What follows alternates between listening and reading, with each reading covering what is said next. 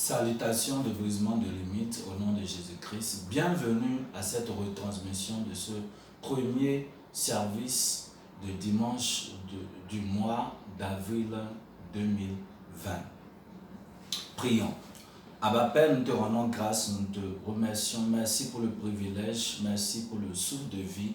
Saint-Esprit, viens prendre le contrôle absolu et viens parler à ton peuple et que tout soit béni pour la gloire de Dieu, au nom puissant de Jésus-Christ de Nazareth.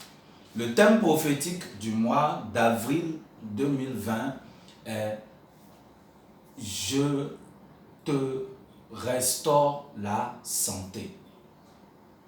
Je te restaure la santé, tiré de Jérémie chapitre 30, verset 17. Il dit « Mais je te guérirai,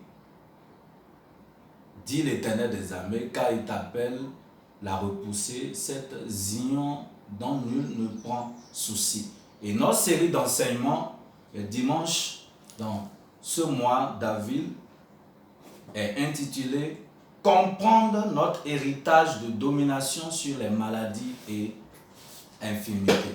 Première partie, comprendre notre héritage de domination sur les maladies et infirmités.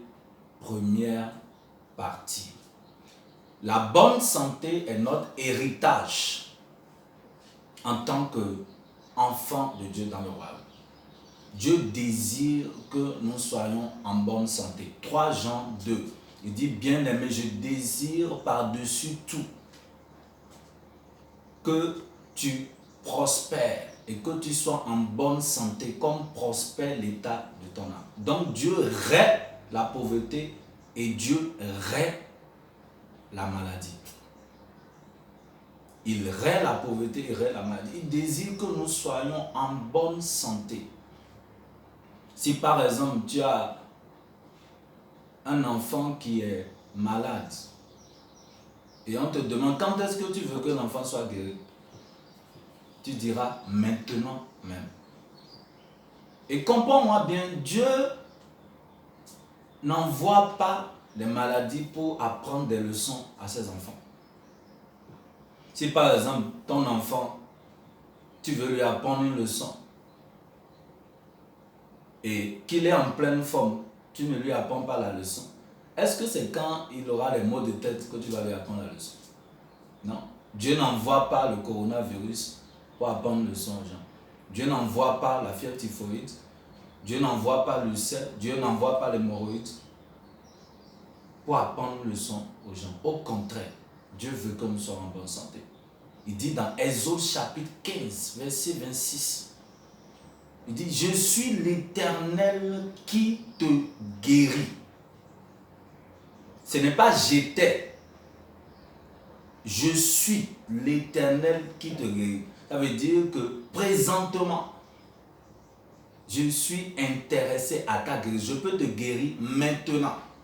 Et Malachie 3, verset numéro 6, nous dit qu'il est l'Éternel Dieu qui ne change pas.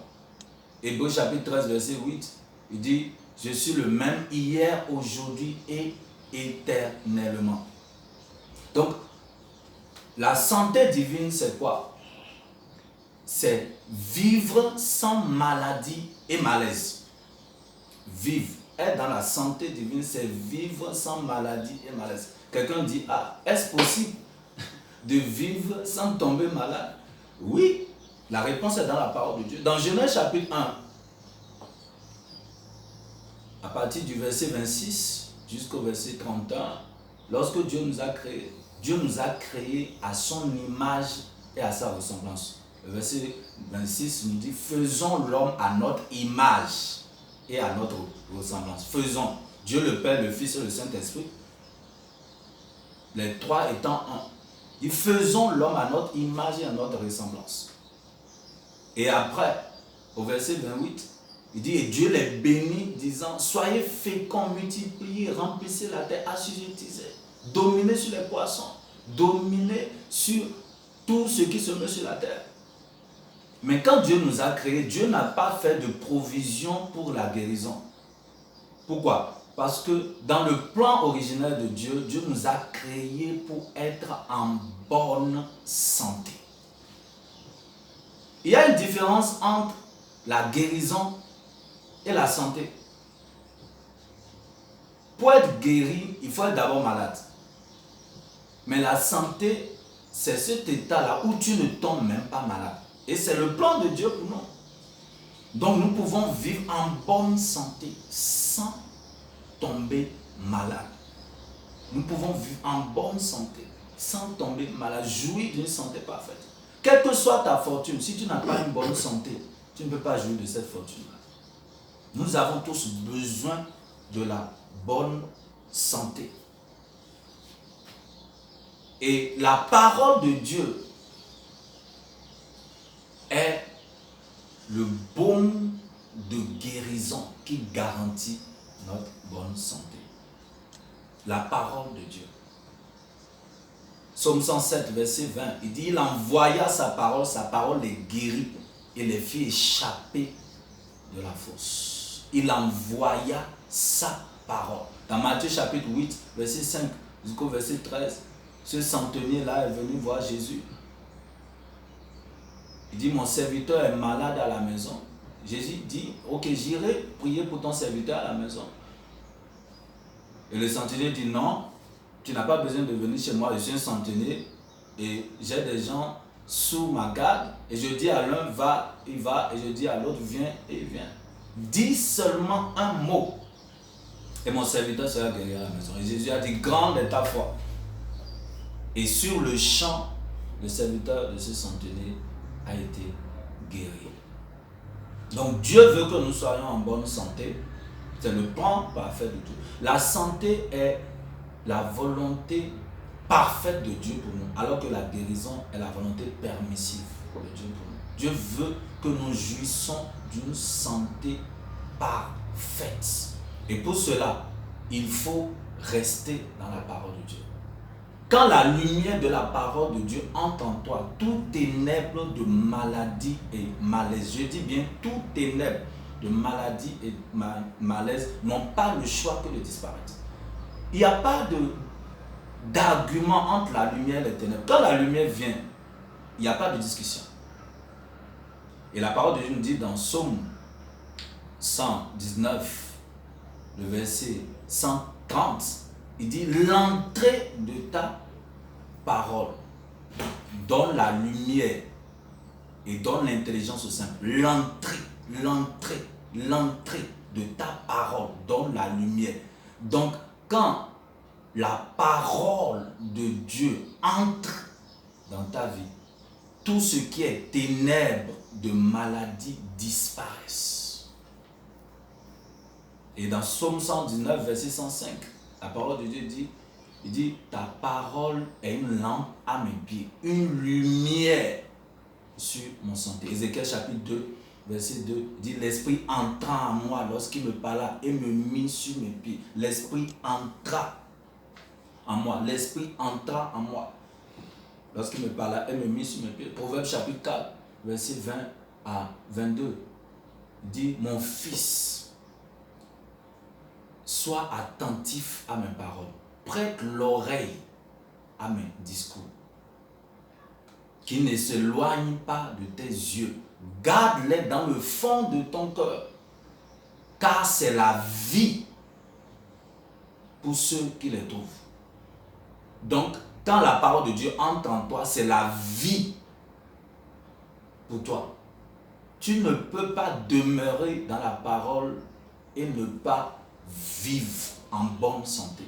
Il dit c'est la vie pour ceux qui les trouvent et c'est la santé pour tout le corps. Donc c'est la santé pour tes nerfs, c'est la santé pour tes intestins, c'est la santé pour tous les organes de ton corps quand la parole de Dieu entre en toi. Quand la parole de... Donc demeure en bonne santé et demeure dans la parole si tu veux demeurer en bonne santé. Demeure dans la parole. Quand tu localises la parole et que tu restes dans la parole, cette parole-là t'immunise contre toute maladie et malaise. Par exemple, tu as un défi de santé, va localiser 7 versets bibliques qui parlent parle de la santé divine. Médite ces versets bibliques. Déclare ces versets bibliques. Et avant de t'en rendre compte, tu chercheras les maladies et tu ne trouveras plus ces maladies. Je me rappelle le témoignage de cette dame-là elle avait un cancer à l'étape terminale. Elle est allée aux États-Unis pour les soins. Et le médecin lui a dit, madame, il vous reste 6 jours exactement à vivre. Elle a dit, merci docteur pour votre diagnostic. Elle est rentrée chez elle. Elle a pris sa Bible. Elle a dit, si je dois mourir, que je meure dans la parole. Et elle lisait. À partir de jeunesse, elle lisait. Le premier jour, deuxième jour, troisième jour, quatrième jour, cinquième jour, sixième jour, sixième semaine, sixième mois, sixième année.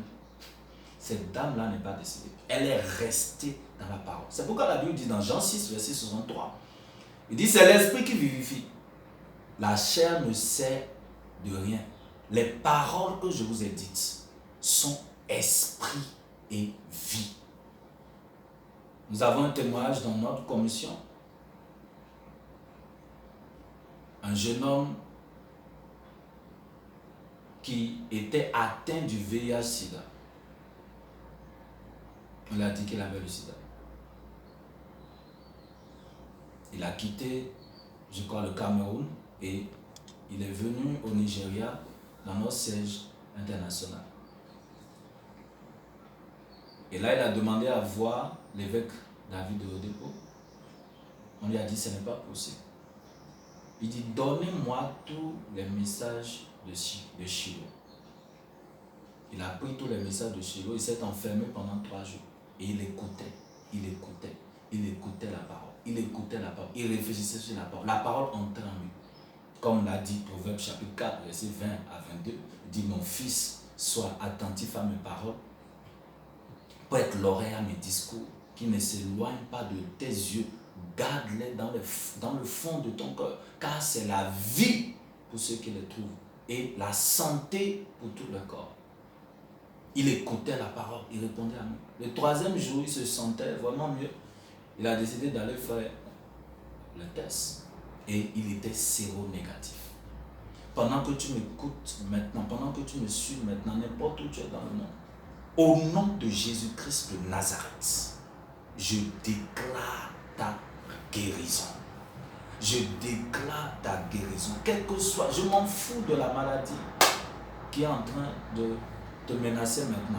Une chose est sûre et certaine, c'est que Jésus-Christ de Nazareth peut guérir toute forme de maladie.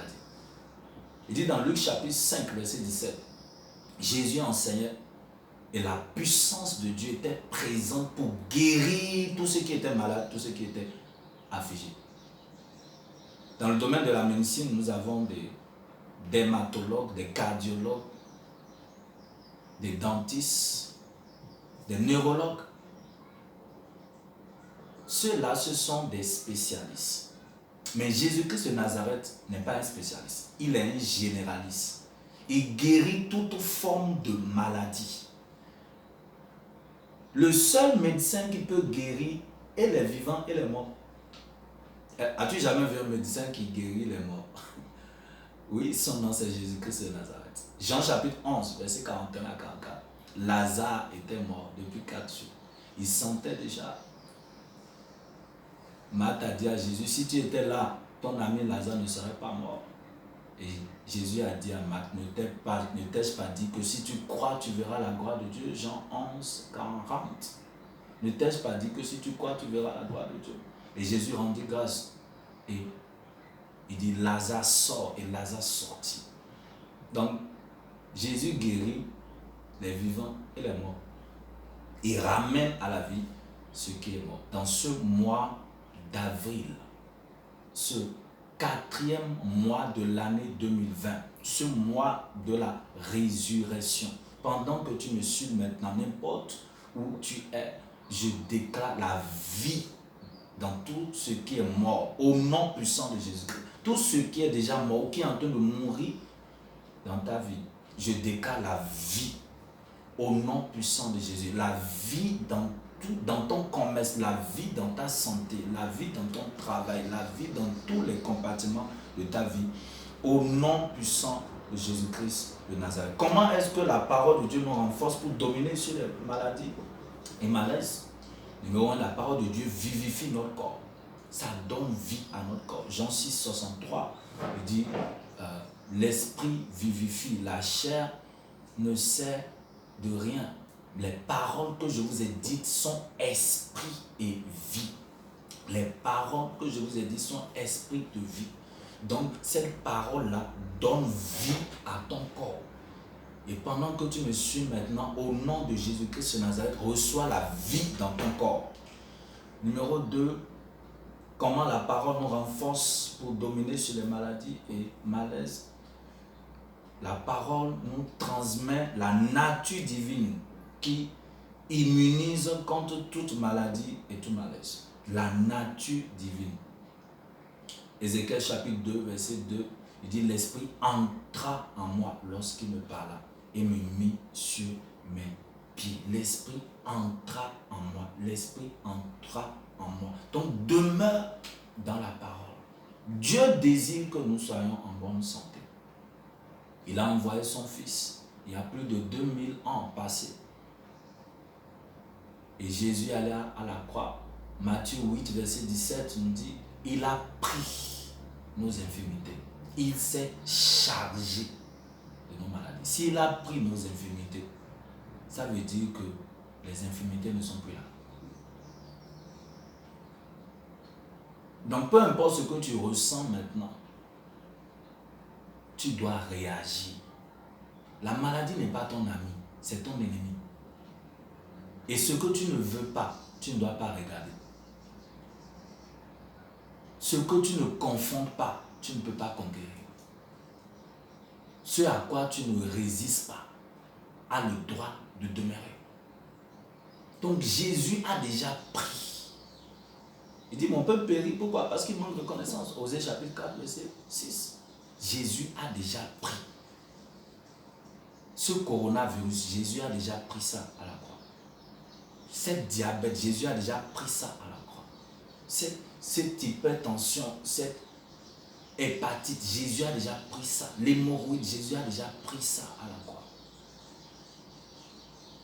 Les théologiens nous disent que Jésus a reçu 40 coups. Et on lui donnait les coups. Et ça arrachait la chair et le sang sortait. Et il y a 39 catégories de maladies sur terre présentement. 39 catégories. Ça veut dire que Jésus a pris et les maladies qu'il y a sur la terre maintenant et les maladies à venir. Donc tout est couvert. Ce paludisme-là est couvert. Ce coronavirus est couvert.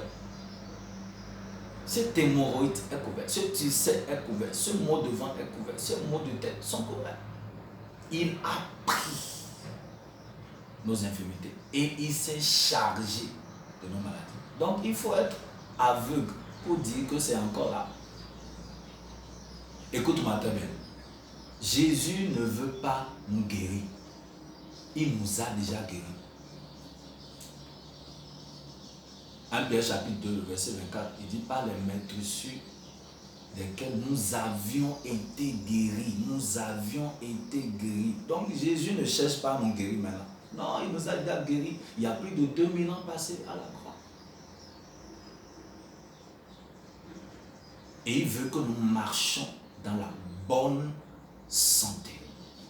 La bonne santé. Et pour le faire, il faut demeurer dans la parole. Quand la lumière de la parole entre en toi, ça dissipe tous les ténèbres.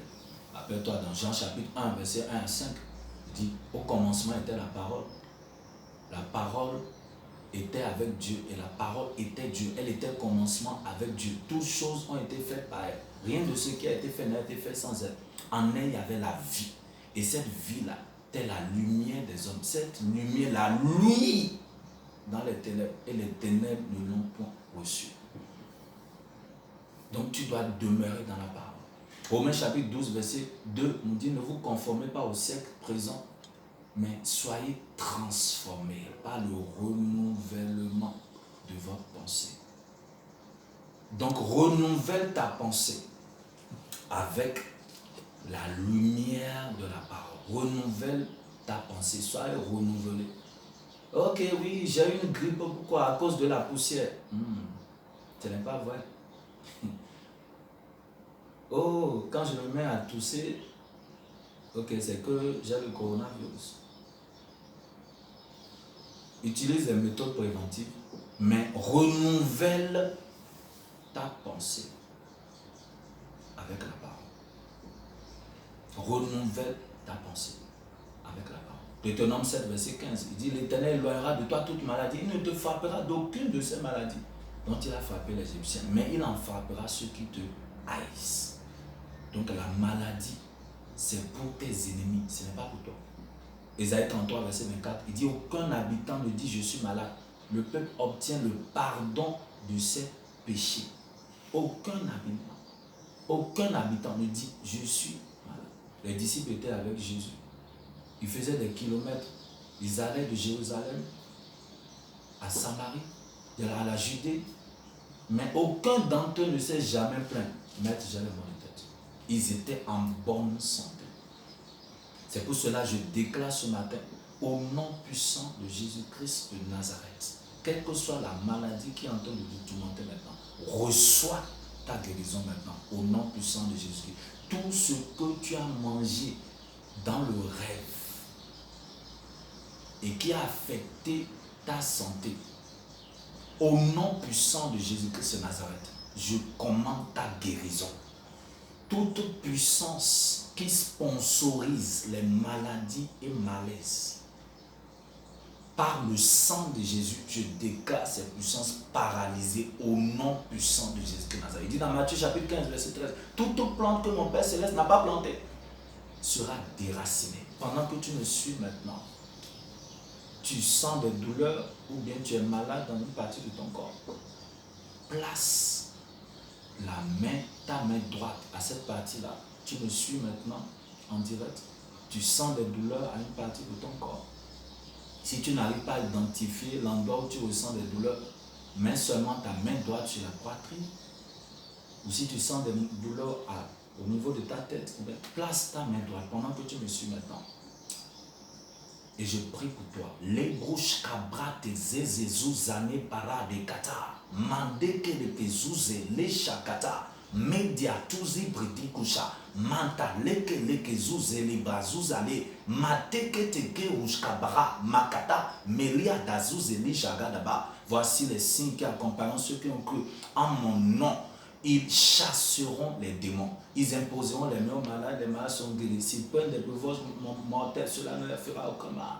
Au nom de Jésus-Christ de Nazareth, je commande à l'esprit derrière cette maladie maintenant. Quitte ce corps et ne reviens plus jamais. Je maudis la racine de cette maladie maintenant. Au nom de Jésus-Christ de Nazareth, sois guéri dans ton corps, sois guéri dans ton sang, sois guéri dans tes artères, sois guéri dans tes os. Au nom puissant de Jésus-Christ de Nazareth, reçois ta guérison. Au nom puissant de Jésus-Christ de Nazareth. Jésus-Christ de Nazareth a déjà payé le prix. Il y a plus de 2000 ans. Et quand Jésus a payé le prix, le reçu qui a été donné, c'est le sang de Jésus. C'est comme si tu vas au marché, tu veux payer un sac de riz, et on te dit quelqu'un a déjà payé pour toi. Tu ne vas plus repayer. Jésus a déjà payé le prix. Reçois ta guérison. Au nom puissant de Jésus-Christ de Nazareth. Merci de nous avoir prêté attention. Nous sommes venus à la fin du message. Et si tu me suis maintenant, tu n'es pas né de nouveau. Il faut d'abord donner. Il faut que tu reçoives Jésus comme ton Seigneur et Sauveur. Et que tu le reçoives comme ton guérisseur avant qu'il ne te guérisse. Donc tu me suis, tu veux donner ta vie à Jésus. Jésus t'aime tel que tu es. Et il veut te sauver. Tu veux donner ta vie à Jésus? Répète après moi. Dis, Seigneur Jésus, je viens à toi tel que je suis. Pardonne tous mes péchés. Efface mon nom du livre de la mort. Écris mon nom dans le livre de vie. Je crois dans mon cœur et je confesse de ma bouche que tu es Seigneur et Sauveur dans ma vie. À partir d'aujourd'hui, je suis né de nouveau. Je suis un enfant de Dieu. Je suis libre du péché et je jouis de la santé parfaite. Merci Seigneur de m'avoir sauvé. Père, je prie pour tous ceux qui ont donné leur vie à Jésus. Je les cache dans le sang de l'agneau. Que ta grâce repose sur eux jusqu'à ta venue prochaine. Merci de nous avoir prêté attention.